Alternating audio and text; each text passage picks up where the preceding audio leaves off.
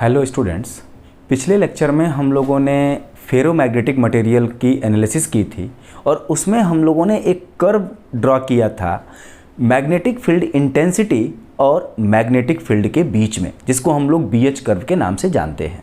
ठीक है, तो उसमें हम लोगों ने ये देखा था कि जब हम एक्सटर्नल मैग्नेटिक फील्ड में किसी भी फेरोमैग्नेटिक मटेरियल को रखते हैं तो फेरोमैग्नेटिक मटेरियल के अंदर के जो डाइपोल्स हैं वो स्ट्रांगली अलाइंड हो जाते हैं एक्सटर्नल मैग्नेटिक फील्ड की डायरेक्शन में, और जब हम मैग्नेटिक फील्ड को वहाँ से रिमूव कर देते हैं तो वो कंप्लीटली अपनी ओरिजिनल डायरेक्ट पोजीशन पर डाइपोल मोमेंट्स नहीं आ पाते हैं, जिसकी वजह से वो कुछ एनर्जी स्टोर कर लेते हैं, अपने कुछ मैग्नेटिक एनर्जी अपने अंदर स्टोर कर लेते हैं, और वो एनर्जी जो स्टोर कर लिए वो हमें लॉस के फॉर्म में मिलता है, जिसको हम लोग हिस्टेरेसिस लॉस के नाम से पढ़े थे। ठीक है, तो एक चीज़ और हम लोगों ने देखी थी कि मैग्नेटिक फील्ड इंटेंसिटी H और मैग्नेटिक फील्ड B में H हमारा लीड कर रहा था और B जो था वो लैग कर रहा था। ये चीज़ भी हम लोगों ने वहाँ देखी। और H किसकी वजह से था? जाहिर सी बात है कि मैग्नेटाइजिंग करंट जब आपकी होगी तभी मैग्नेटिक फील्ड इंटेंसिटी आएगी। क्यों? क्योंकि मैग्नेटिक सर्किट का ड्राइविंग फोर्स MMF, और MMF क्या है? Number of turns into current. इसका मतलब कहीं ना कहीं करंट अगर होगी तो आपके पास मैग्नेटिक फील्ड इंटेंसिटी आएगी, और अगर मैग्नेटिक फील्ड है इसका मतलब वहाँ पर मैग्नेटिक फ्लक्स भी होगा। तो I और फाई मैग्नेटाइजिंग करंट और मटेरियल के अंदर बनने वाला मैग्नेटिक फ्लक्स जो है उनके बीच में देखा जाए तो I लीड करता है और फाई लैग करता है। ये तो हमारे प्रैक्टिकल कोर की बात थी। प्रैक्टिकल कोर मतलब जिसमें लॉसेज प्रेजेंट हैं, और हमने ये भी देखा था कि वहाँ पर दो तरह के लॉस होते हैं। एक है PH जिसको हम लोगों ने हिस्टेरेसिस लॉस बोला था, और एक था हमारा PE जिसको हम लोगों ने एडी करंट लॉस बोला था। ये दोनों के दोनों लॉस वहाँ पर प्रेजेंट होते हैं। PH क्या है? मैग्नेटिक एनर्जी जो इस BH कर्व में स्टोर हो गई थी, जो BH कर्व हमने ऐसे बनाया था, ये इसमें जितनी एनर्जी ये स्टोर हो गई थी वही एनर्जी हमारे पास यहाँ पे लॉस के फॉर्म में चली जाती है। और जब हम किसी फेरोमैग्नेटिक मटेरियल को external magnetic field, variable magnetic field में रखते हैं तो वहाँ पर कुछ सर्कुलेटिंग करंट्स बनती हैं, जिसकी वजह से हमारे पास एडी करंट लॉस होता है। अब अगर कोर आपका आइडियल है तो उस केस में क्या होगा कि ये H मतलब H को बनाने वाला आपका I मैग्नेटाइजिंग करंट I, और इसके थ्रू बनने वाला जो मैग्नेटिक फील्ड है B, ये दोनों के दोनों सेम फेज में होते हैं। इनके बीच में कोई एंगल नहीं होता है। और यहाँ पर एक चीज़ और थी कि PH की वैल्यू भी 0 होती है और PE एडी करंट लॉस भी क्या होगा? 0 होगा। इसका मतलब अगर आपके पास कोई फेरोमैग्नेटिक मटेरियल अगर आइडियल है तो उस केस में H और B के बीच का एंगल 0 होगा, या हम ये कहेंगे कि मैग्नेटाइजिंग करंट I और मैग्नेटिक फ्लक्स फाई के बीच का एंगल 0 होगा। साथ में आपके पास हिस्टेरेसिस लॉस और एडी करंट लॉस भी 0 होगा। तो अब आज हम लोग आइडियल ट्रांसफार्मर की बात करेंगे। हमने पिछले लेक्चर में ट्रांसफार्मर का थोड़ा इंट्रोडक्शन भी दिया था कि ट्रांसफार्मर एक electromagnetic energy conversion static device है जो म्यूचुअल इंडक्शन के प्रिंसिपल पे वर्क करती है। ये वोल्टेज लेवल को स्टेप अप या स्टेप डाउन करती है, और इसकी power rating volt ampere, kilo volt ampere या फिर मेगा वोल्ट एम्पियर में होता है। प्लस उसके साथ साथ हम लोगों ने टाइप्स ऑफ ट्रांसफार्मर देखे थे। दो तरह के transformer operational point of view के से थे, step up and step down, और दो तरह के ट्रांसफार्मर हमारे कंस्ट्रक्शनल पॉइंट ऑफ व्यू से थे, जिसको हम लोगों ने सेल टाइप और कोर टाइप को बोला था। ठीक, तो आज हम लोग शुरू करेंगे आइडियल ट्रांसफार्मर। तो ट्रांसफार्मर में बेसिकली दो चीज़ें होती हैं, एक होता है उसकी वाइंडिंग और दूसरा होता है उसका कोर। कोर मतलब फेरोमैग्नेटिक मटेरियल। तो अगर हमारा ट्रांसफार्मर आइडियल ट्रांसफार्मर है तो जाहिर सी बात है कि उसका कोर भी क्या होगा? आइडियल होगा, और उसकी वाइंडिंग भी क्या होगी? आइडियल होगी। तो कोर आइडियल की कंडीशन तो आप समझ गए। वाइंडिंग आइडियल का मतलब क्या है? कोई भी चीज़ अगर आइडियल है, वाइंडिंग, जाहिर सी बात है कि आप बताओ कि अगर कोई कोर के ऊपर आपने यहाँ पर वाइंडिंग की है, मतलब आपने कॉपर का तार लपेट दिया, यही आप करते हो। तो कॉपर का तार आइडियल, अगर वाइंडिंग आइडियल का होता है कॉपर का तार आइडियल, तो आइडियल होने का कंडीशन क्या है, इसका मतलब उसमें कोई लॉस न हो। तो आप बताओ, वायर है तो वायर के अंदर रेजिस्टेंस होगा, और रेजिस्टेंस में जो लॉस होता है power loss P equal to I²R। तो आप बताइए कि पावर की वैल्यू जीरो होनी है, तो क्या इसमें करंट की वैल्यू जीरो तो होगी नहीं भाई, सप्लाई हम अप्लाई करेंगे तो करंट तो आएगा ही आएगा। तो अगर पावर फिर भी जीरो होनी है, वाइंडिंग की पावर जीरो होनी है, तो उस केस में क्या होना चाहिए, आपका R जीरो होना चाहिए। मतलब हम ऐसी वाइंडिंग इस के ऊपर करेंगे, ऐसी वाइंडिंग रैप करेंगे जिसका रेजिस्टेंस क्या हो, जीरो हो। ऐसी चीज़ें नॉर्मली होती नहीं है, न तो कोई वाइंडिंग आइडियल होता है, न ही कोई कोर आइडियल होता है। लेकिन हम अपने कंसेप्ट को डेवलप करने के लिए सबसे पहले आइडियल चीज़ों को ही पढ़ेंगे, और इसके बाद फिर धीरे धीरे हम उस आइडियल चीज़ों को प्रैक्टिकल में कन्वर्ट करते जाएंगे। जैसे अभी हम लोग दोनों कोर और वाइंडिंग दोनों आइडियल पढ़ेंगे, कुछ समय के बाद फिर हम इसमें वाइंडिंग और कोर में से किसी एक को प्रैक्टिकल कर देंगे, मतलब जैसा रियल लाइफ में मिलता है वैसा बना लेंगे, और किसी एक को फिर धीरे धीरे उसको भी हम प्रैक्टिकल करेंगे, और फिर इससे हम लोग एक कंप्लीट ट्रांसफार्मर जो हमारा रियल ट्रांसफार्मर सिस्टम में होता है उसकी हम लोग एनालिसिस करेंगे। तो सबसे पहले हम लोग बात करते हैं आइडियल ट्रांसफार्मर की। तो ये सारी चीजें आप ध्यान रखिएगा।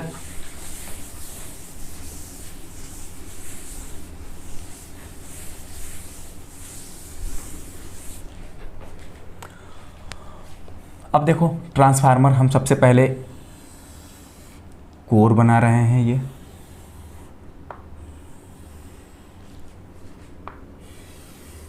और हम लोग यहां पर कोर टाइप के ट्रांसफार्मर की ही बात करेंगे, सेल टाइप की बात नहीं करेंगे।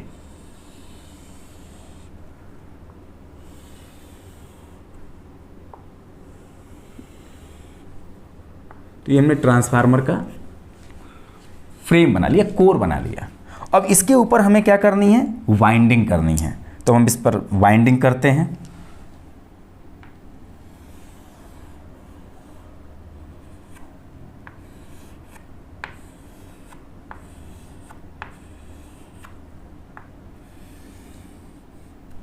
और इसको हम लोग एक AC सप्लाई से ऐड कर दिए, और ये AC सप्लाई का आपके पास वोल्टेज जो है इसको हमने नाम दे दिया V1। अब बताओ, जब इसके ऊपर वाइंडिंग हमने की है तो इसके नंबर ऑफ टर्न्स होंगे। मान लो उसके नंबर ऑफ टर्न्स को हमने नाम दे दिया N1, और आप बताओ कि इसके ऊपर वाइंडिंग को लपेटा ही तो है हमने, तो इसका गोल गोल इसके छल्ले ही बने हैं। इसका मतलब ये क्या बना है, इंडक्टर हमने बनाया है, और ये इंडक्टर हमारा आइडियल है क्योंकि इसके ऊपर कोई और इस इंडक्टर के साथ कोई भी रेजिस्टेंस साथ में नहीं लगा है। तो इस इंडक्टर का अगर इंडक्टेंस हमको पता है और उसको हमने मान लिया L1, तो इसका इंडक्टेंस भी हमने बगल में लिख दिया ब्रैकेट में। ये N1 क्या है, इसके नंबर ऑफ टर्न्स है। L1 क्या है, इस कॉइल का इंडक्टेंस है। ठीक, जैसे ही हमने इस प्राइमरी साइड को सप्लाई दी तो यहाँ से एक करंट फ्लो होगी, और इस करंट को अभी हम नाम दे रहे हैं I5। अब इसको हम एक्सप्लेन करेंगे कि I5 क्या है, लेकिन अभी फिलहाल मान लो कि ये I5 है। जैसे ही इसके अंदर करंट फ्लो होगी, वाइंडिंग में करंट डेवलप होगी ऐसे, तो अब इसका मैग्नेटिक फ्लक्स हमें देखना है कि किधर बनेगा। तो करंट की डायरेक्शन में हम अपनी उंगलियों को कर्ल करेंगे तो हमें अंगूठा बता देगा कि मैग्नेटिक फील्ड किधर बन रही है। तो इसकी जो मैग्नेटिक फील्ड है वो हमें इस डायरेक्शन में मिल रही है।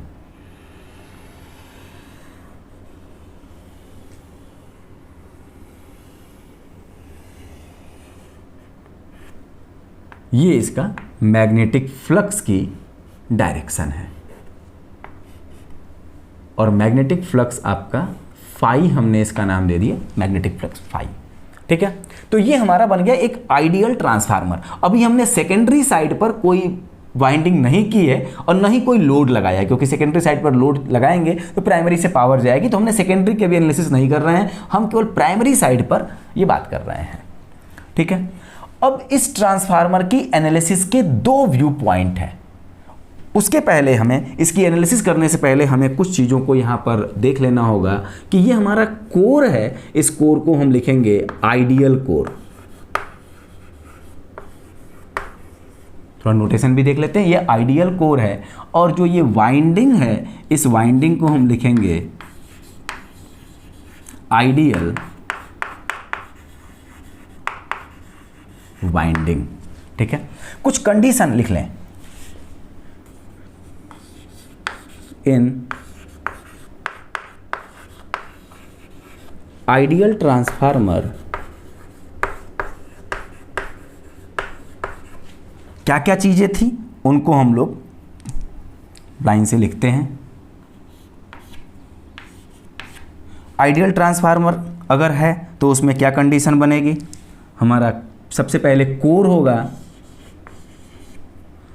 वो कैसा होगा, आइडियल। तो कोर हमारा, ऐसे मैं लिख देता हूं इसको, कोर कैसा होगा, आइडियल। आइडियल कोर की कंडीशन क्या है, आइडियल कोर अगर है तो उसका हिस्टेरेसिस लॉस क्या होना चाहिए, 0। उसका एडी करंट लॉस क्या होना चाहिए,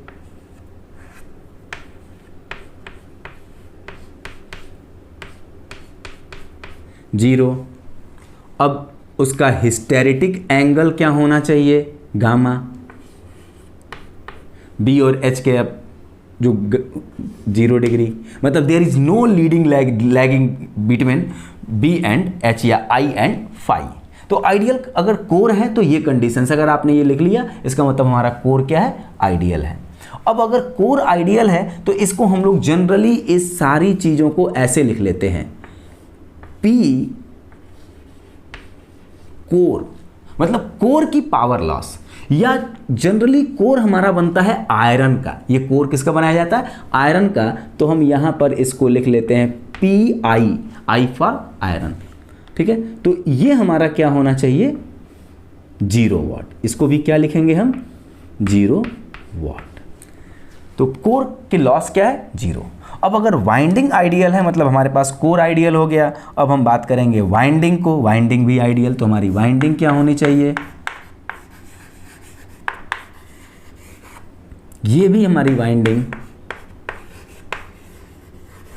आइडियल होगी। और वाइंडिंग अगर आइडियल है इसका मतलब ये है कि वाइंडिंग का रेजिस्टेंस क्या है, 0 है। तो ये वाइंडिंग प्राइमरी साइड की है, तो प्राइमरी साइड के रेजिस्टेंस को हम लोग यहाँ पर स्मॉल लेटर देते हैं और इसका हमारे पास रेजिस्टेंस प्राइमरी साइड का क्या होगा, 0 ओम। और अगर रेजिस्टेंस 0 ओम है तो हम ये भी कह सकते हैं कि इसका P वाइंडिंग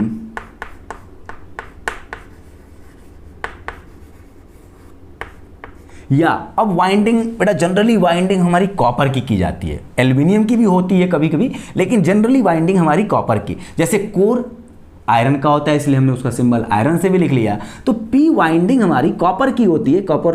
तो P वाइंडिंग की जगह हम P कॉपर, या हम ऐसे लिखते हैं PCU, शॉर्ट फॉर्म में हम लिखते हैं PCU, और ये क्या होगा, 0 वाट। और ये सारी चीज अचीव कब होगी, जब प्राइमरी साइड का रेजिस्टेंस हम 0 कर देंगे, तो वाइंडिंग या कॉपर लॉस हमारा क्या हो जाएगा, 0 वाट। ठीक है, तो ये हम लोगों ने आइडियल ट्रांसफार्मर की 2 कंडीशंस, क्योंकि ये दोनों चीजें होनी चाहिए तभी हमारा कोर आइडियल होगा। अब हम लोग इसकी एनालिसिस शुरू करते हैं। तो सबसे पहले हम इसकी एनालिसिस करेंगे फ्लक्स व्यू पॉइंट से। तो हमारी पहली एनालिसिस इसकी होगी, हम लोग देखेंगे, यहाँ पर मैं करता हूँ,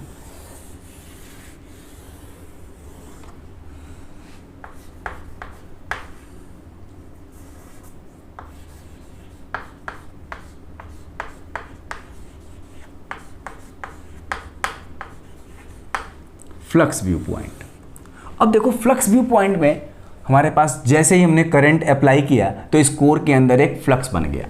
तो फ्लक्स व्यू पॉइंट में सबसे पहले हम लिख लें लेट, जो म्यूचुअल फ्लक्स है, जो फ्लक्स जनरेट हुआ है, वो फ्लक्स को हम लिख सकते हैं phi equal to phi m sine omega T.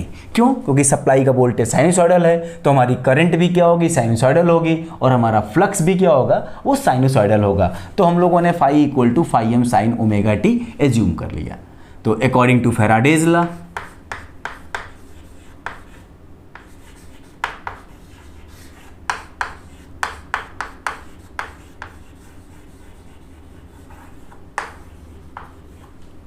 EMF induced on primary side, EMF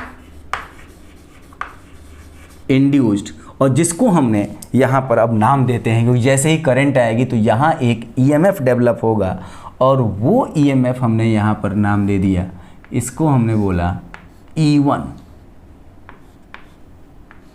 तो प्राइमरी साइड पर EMF इंड्यूस्ड जो होगा वो अगर हम बात करें E1, तो E1 equal to according to Faraday's law, और EMF पे भी हम वोल्टेज ड्रॉप की बात कर रहे हैं, वोल्टेज राइज की बात नहीं, क्योंकि हम माइनस साइन यहाँ पर यूज नहीं करने वाले हैं। तो EMF induced E1 equal to क्या होगा, याद करिए N d फाई dt, तो N1 d फाई dt मतलब rate of change of flux into number of turns, ये हमारा क्या होगा, EMF इंड्यूस्ड। आप लोगों ने पढ़ा होगा minus d phi over d t आप पढ़ते थे, लेकिन नंबर ऑफ टर्न्स अगर N1 है तो N1 D phi d T हम लिखेंगे। अब E1 हम लोग यहाँ से क्या करें, डिफ्रेंशिएट करके देखें, तो E1 इक्वल टू, इधर लिखते हैं E1 equal to N1 d d t, और फाई की जगह पर हम phi m sine omega t use कर लेंगे, तो यहाँ से आपके पास क्या आ जाएगा, N1 तो रहेगा ही रहेगा, और फाई एम कॉन्स्टेंट है, फाई एम बाहर निकल जाएगा। साइन ओमेगा टी को जब डिफ्रेंशिएट करोगे तो आ जाएगा कॉस ओमेगा टी, और ओमेगा टी को जब करोगे तो ओमेगा बाहर आ जाएगा। तो मैं ओमेगा यहाँ पर ऐसे हम लोग बाहर लिख ही लेते हैं, और ये लिख देते हैं कॉस ओमेगा टी। अब इस E1 को हम यहाँ पे लिखते हैं E1 equal to N1 phi m omega, और आप देखो कॉस ओमेगा टी, यहाँ पर हमने फ्लक्स को लिखा है साइन में, और ये हमारे पास जो फ्लक्स है ये देखो साइन में है, और यहाँ पर हमारा कॉस है तो कॉस को हम साइन में कन्वर्ट करेंगे कॉस ओमेगा टी को, तो ये लिख लेंगे sign omega T plus 90 degree. ये हमारा हुआ प्राइमरी साइड पर इंड्यूस्ड EMF की इक्वेशन, और ये हमारा है प्राइमरी और कोर के बीच में जो फ्लक्स है उसका। अब अगर हम इन दोनों इक्वेशंस के अकॉर्डिंग एक फेजर डायग्राम बनाए, फ्लक्स व्यू पॉइंट को ध्यान में रखते हुए फेजर डायग्राम बनाए, तो हम देखते हैं। मैंने आपको जब फेजर डायग्राम जब बताया था तो उसमें बताया था कि आपका यहाँ पर देखो क्या है, इसका फेज क्या है 0, इसका फेज क्या है 90 डिग्री, और मैंने ये भी बोला था कि आपको कहीं भी आप रेफरेंस ले सकते हो। तो अभी तक हम लोग रेफरेंस एक्स एक्सिस लेते थे, चलो हम लोग इस लाइन को रेफरेंस एक्सिस लेंगे। तो अब देखिए हमने क्या किया यहाँ पर कि फ्लक्स को यहाँ बना रहे हैं, ये हमारा फ्लक्स की लाइन है और ये हमारी रेफरेंस एक्सिस है। तो इससे E1 आपका क्या होगा, प्राइमरी साइड का जो EMF है वो EMF क्या होगा, इस फ्लक्स से 90 डिग्री लीड करेगा। तो देखो साइन ओमेगा टी ये 0 है, लेकिन 0 हमने यहाँ माना, तो 90 डिग्री क्या होगा इस डायरेक्शन में, यहाँ से 90 डिग्री इधर जाएंगे तो आपके पास ये बनेगा E1, और इसको हम लोग E1 उसको ऐसे लिख लेंगे प्राइमरी साइड का फेजर फॉर्म में, और इसके बीच का एंगल क्या है 90 डिग्री। और ये ध्यान रखना कि ये किस व्यू पॉइंट के अकॉर्डिंग है, ये हमारा फ्लक्स व्यू पॉइंट है। अब इसके बाद हम बात करेंगे सर्किट व्यू पॉइंट, क्योंकि देखो इस सोर्स को और इस कॉइल को यूज करके एक सर्किट भी बन रही है, और इस सर्किट में देखो कि एक AC सप्लाई है और एक प्योर इंडक्टर है। तो AC सप्लाई और प्योर इंडक्टर का आप लोगों ने एनालिसिस, AC सप्लाई ये अल्टरनेटिंग करंट वाले यूनिट में आप लोगों ने इसकी एनालिसिस की है प्योरली इंडक्टिव सर्किट की। तो अब हम थोड़ा सा उसकी बात भी यहाँ पर करते हैं, और हम इसको थोड़ा शॉर्ट में प्रूव कर देंगे।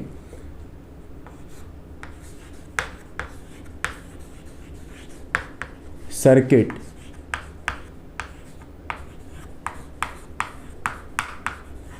View point, circuit viewpoint के लिए सबसे पहले हमें मानना पड़ेगा let I phi is equal to हम क्या लिखेंगे इसको,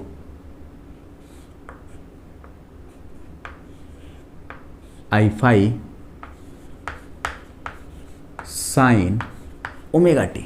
हमने ये मान लिया कि I5 is equal to I5 sine omega t, जहाँ पे ये I5 क्या है, इसकी मैक्सिमम वैल्यू है इस करंट की।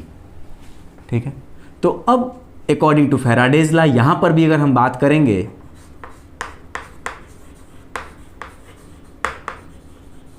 अकॉर्डिंग टू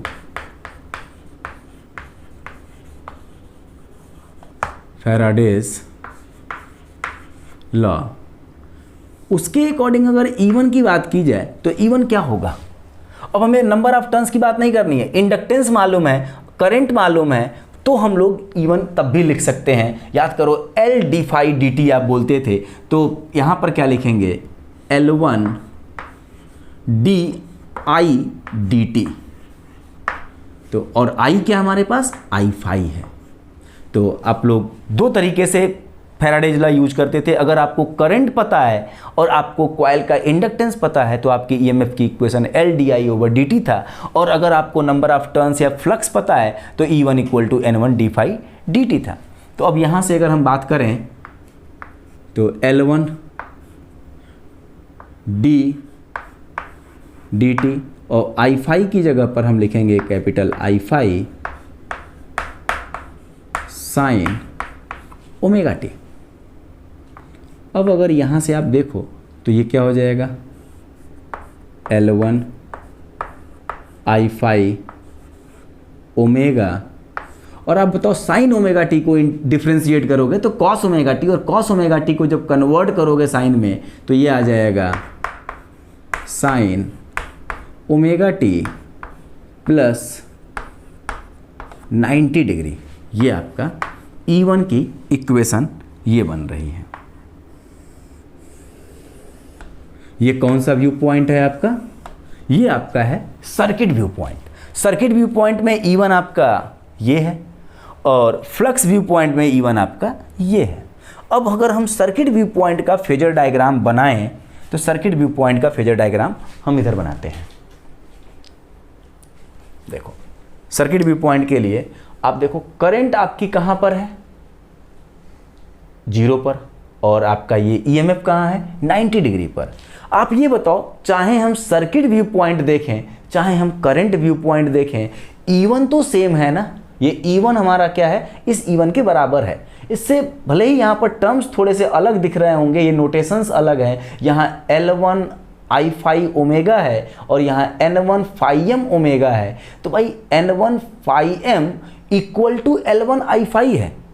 यहाँ से हम ये देख सकते हैं कि N1 phi m equal to L1 I5। क्यों? क्योंकि ये इक्वेशन भले ही अलग अलग है लेकिन ये दोनों सेम चीज़ की इक्वेशन है, सेम क्वांटिटी की इक्वेशन है। अगर ये दोनों सेम क्वांटिटी हैं तो जो ये इसका राइट हैंड साइड इसके राइट हैंड साइड के बराबर होगा। यहाँ से अगर हम देखेंगे तो L1 I5 is equal to N1 phi m।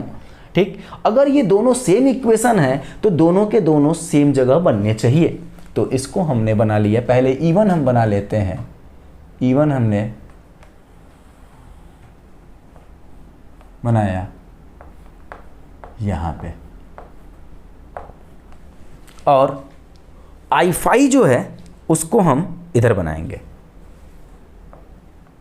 क्योंकि लैग कर रहा है। तो ये हमारा है I5, और इसके बीच का एंगल भी क्या होना चाहिए, 90 डिग्री। और ये हमारा कौन सा व्यू पॉइंट से है, सर्किट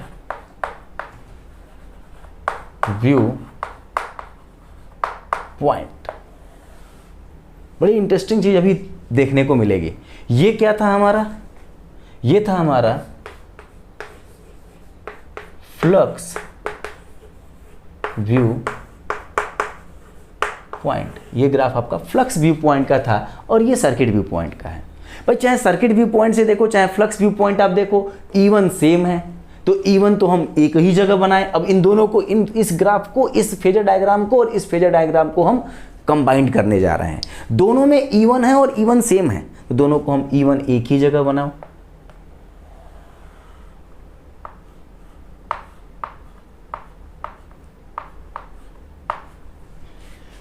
इस E1 से I5 90 डिग्री लैग कर रहा है, तो आप I5 को 90 डिग्री नीचे बनाओ,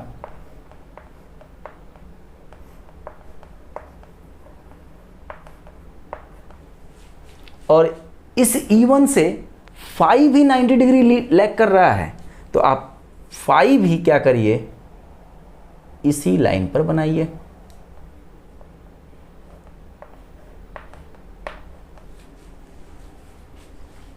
आपको क्या देखने को मिल रहा है, इस बात को थोड़ा समझिए। अभी इसके पहले जब हम लोगों ने पहले वाले लेक्चर में, उसको मैंने रिवाइज भी अभी कराया है कि अगर आपका कोर आइडियल है तो कोर की मैग्नेटाइजिंग करंट, मतलब कोर के अंदर फ्लक्स बनाने वाली जो करंट है और उस कोर में बनने वाला फ्लक्स, अगर कोर आइडियल है तो उनके बीच में कोई भी लीडिंग लैगिंग कंसेप्ट नहीं अप्लाई होगा।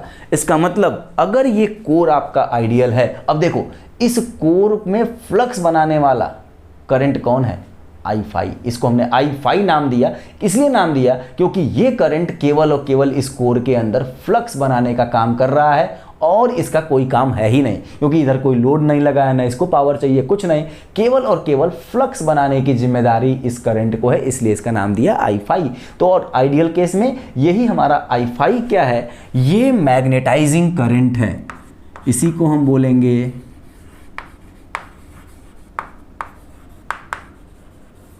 Magnetising current. It is responsible for only flux generation, ये फ्लक्स के जनरेशन के लिए ही रिस्पॉन्सिबल है। मतलब I5 करंट जो हम लोगों ने, देखो इसके पहले जो हमने कोर बनाया था और कोर पर हमने ऐसे करंट की वाइंडिंग की थी और इस करंट को हमने I माना था और इसमें जो फ्लक्स बना था कोर के अंदर वो हमने फाई बोला था, और I और फाई के बीच में अभी मैंने कुछ देर पहले ही बताया था कि B और H की बात करो तो B किसकी वजह से बन रहा है, फ्लक्स की वजह से, और H किसकी वजह से बन रहा है, वो I की वजह से है। तो B और H के बीच का एंगल आइडियल कोर में 0 होगा, या फाई और उस फाई को बनाने वाली करंट I, जिसको हम लोग यहाँ पर नाम दे रहे हैं I5। तो I5 और फाई के बीच का एंगल भी 0 होना चाहिए। क्यों? क्योंकि हमारा ये कोर क्या है, आइडियल। और देखो यहाँ से प्रूव भी हो रहा है कि मैग्नेटाइजिंग करंट I5 और फ्लक्स फाई के बीच का एंगल 0 आ रहा है, क्योंकि E1 दोनों में सेम है। अगर E1 सेम है तो इससे लैग करेगा ये भी, ये आपके पास ये भी लैग करेगा, और इससे इस वाले से फाई भी लैग करेगा। तो इन दोनों को कंबाइन करके देखा तो यहाँ से हम लोगों को चीज़ें ये मिल गई। एक सबसे अच्छी चीज़ ये हमको देखने को मिला कि किसी भी कॉइल में अगर आप फ्लक्स बन रहा है और उस फ्लक्स के चेंज की वजह से उस कॉइल में ईएमएफ आ रहा है, तो वो ईएमएफ हमेशा उस फ्लक्स से 90 डिग्री लीड करेगा।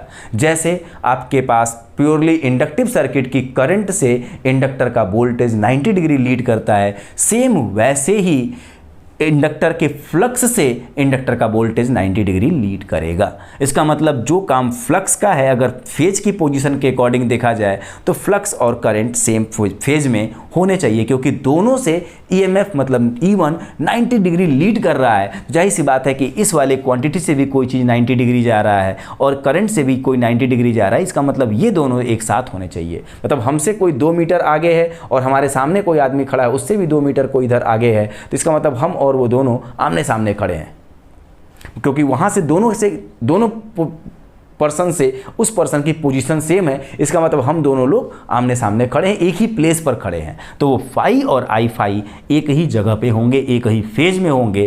क्यों? क्योंकि हमारा कोर क्या है, आइडियल है, और होना भी चाहिए ऐसा। और देखो ये प्रूफ भी हो रहा है। तो ये रहा आपका कंसेप्ट प्योर आइडियल ट्रांसफार्मर का। अब हम ये देखते हैं कि हमारा क्वेश्चन जब कभी पूछता है तो कैसे पूछता है। तो क्वेश्चन ये लिखता है कि एक्सप्लेन आइडियल ट्रांसफार्मर, ठीक है।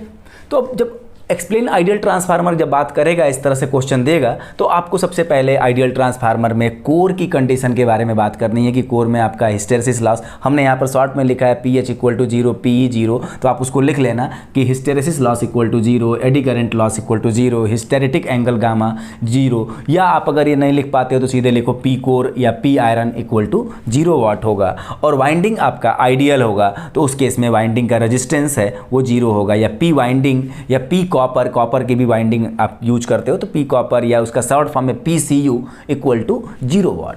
अब इसके बाद आप इसको फ्लक्स व्यू पॉइंट बता दोगे आप। इसके बाद इसका फेजर डायग्राम यहाँ दिखा दिया, सर्किट व्यू पॉइंट आपने बता के इसका फेजर डायग्राम दिखा दिया, और इन दोनों से आपने रिलेट करके बता दिया कि अगर ट्रांसफार्मर आपका आइडियल है तो मैग्नेटाइजिंग करंट और आपका फ्लक्स जो है उन दोनों के बीच का फेज डिफरेंस 0 होना चाहिए। तो मेन चीज़ जब आइडियल की बात करते हैं तो वहाँ पर हमारे पास कोई लॉस नहीं है। सबसे इंपॉर्टेंट चीज़ यही है कि कोर अगर हमारा आइडियल है, वाइंडिंग आइडियल है, तो न तो कोर लॉस होगा और न ही आपका कोई वाइंडिंग लॉस होगा। ठीक है, तो अब इसके बाद हम लोग अगली क्लास में ये देखेंगे कि इस कोर को हम प्रैक्टिकल करने जाएंगे। जैसे ही अगर हम इस कोर को प्रैक्टिकल करेंगे तो कोर के अंदर ये सारे के सारे लॉसेस आ जाएंगे। अब यहाँ पर जैसे हमने उस कोर को प्रैक्टिकल एज्यूम किया कि हमारा कोर प्रैक्टिकल है तो ये अब 0 नहीं होगा, ये भी 0 नहीं होगा, मतलब पी कोर रहेगा। अगर पी कोर है तो जाहिर सी बात है कि इस फ्लक्स और इस करंट के बीच का एंगल 0 नहीं होने वाला है, क्योंकि अगर 0 हो जाएगा तो ये कोर कैसा मान लिया जाएगा, आइडियल। तो अब कोर को क्या चाहिए, पावर चाहिए। अगर कोर को पावर चाहिए इसका मतलब इसकी पावर की भरपाई कौन करेगा, इसको कौन पावर देगा, सोर्स कहाँ है, इस पूरे सिस्टम में सोर्स यहाँ पे है, तो ये सोर्स ही इसको पावर देगा। तो ये सोर्स इसकी पावर को कैसे देगा, क्योंकि सोर्स से निकलने वाली पावर का फॉर्मूला आप थोड़ा सा रिकॉल करिए कि क्या होता है। अगर यहाँ से अगर हम सोर्स की पावर की बात करें, AC सप्लाई है तो इसका VRMS करंट का RMS इनटू वोल्टेज और करंट के बीच का एंगल का cos, VRMS IRMS cos phi, single phase की सप्लाई है। तो V1 तो हमारा फिक्स है, सप्लाई का वोल्टेज फिक्स है, हमें करंट ही चेंज करनी पड़ेगी, मतलब सप्लाई वोल्टेज से करंट की वैल्यू चेंज होके निकलेगी। अभी I फाई है क्यों, क्योंकि ये सब कुछ आइडियल है और ये फ्लक्स की जिम्मेदारी है केवल, और इस करंट की जिम्मेदारी है केवल और केवल फ्लक्स बनाने की। ये केवल और केवल फ्लक्स बनाने वाली करंट है। तो यहाँ पर मैं लिख भी देता हूँ कि I phi is responsible for flux generation only। अब देखना यहां पर सारे के सारे बहुत सेपरेट काम मिलेंगे।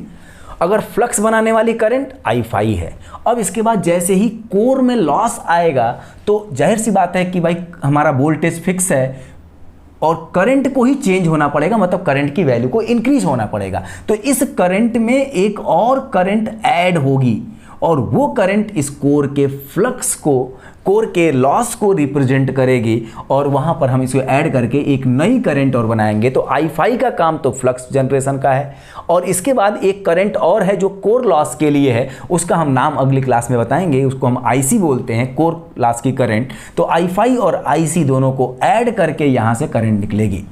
मतलब ये हमारा सोर्स है। अब इस सोर्स को इंफॉर्मेशन दो कि हमें क्या चाहिए। अगर कोर आपका आइडियल है तो इसको कोई पावर नहीं चाहिए, अगर वाइंडिंग आइडियल है तो इसको कोई पावर नहीं चाहिए। इसका मतलब सोर्स से निकलने वाली पावर भी क्या होनी चाहिए, 0 होनी चाहिए। और ये चीज़ भी हम लोग यहीं से देखते हैं, सोर्स से निकलने वाली पावर हम वहाँ पे 0 प्रूव करते हैं अभी आपको। V1 ये सोर्स का वोल्टेज है, I फाई आपके सोर्स की करंट है, तो V1 और I फाई के बीच का एंगल क्या होना चाहिए, 90 डिग्री, क्योंकि V1 भी है I फाई भी है, और अगर इसके बीच का एंगल 90 डिग्री नहीं होगा तो इससे निकलने वाली पावर की वैल्यू 0 नहीं हो सकती है। क्योंकि पावर का हमारा जो फॉर्मूला है, एक्टिव पावर का, पावर की बात हम कर रहे हैं तो हम जनरली एक्टिव पावर की बात करेंगे। तो हमारे पावर का फॉर्मूला है V1 I phi cos θ1, primary side के power factor angle.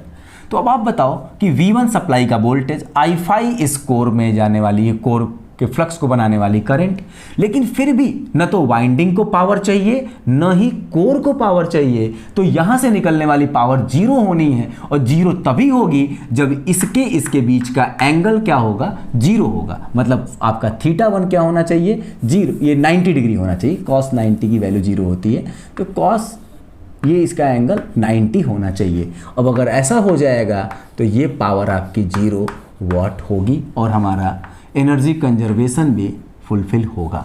Primary side से निकलने वाली पावर आपकी 0 है। क्यों? क्योंकि न तो कोर को पावर चाहिए, न ही वाइंडिंग को पावर चाहिए।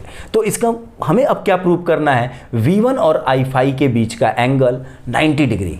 तो अब आप थोड़ा बताओ, इसमें KVL लगा के देखो ना, ये V1 और ये E1 क्या है आपस में? Plus V1 minus E1 equal to 0। यहाँ से हम ये तो बोल सकते हैं ना, जब KVL लगाएंगे बाई KVL, हम ये तो बोल ही सकते हैं कि plus V1 minus E1 equal to 0 या V1 इक्वल टू E1।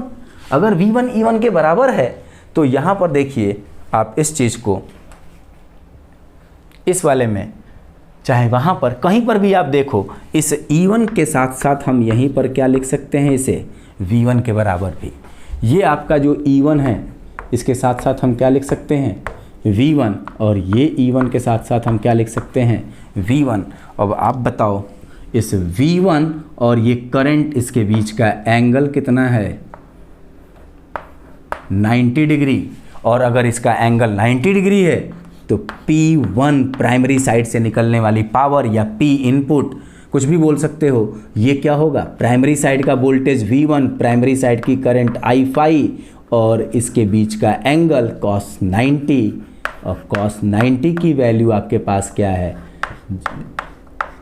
और ये सारी पावर क्या हो जाएगी? 0।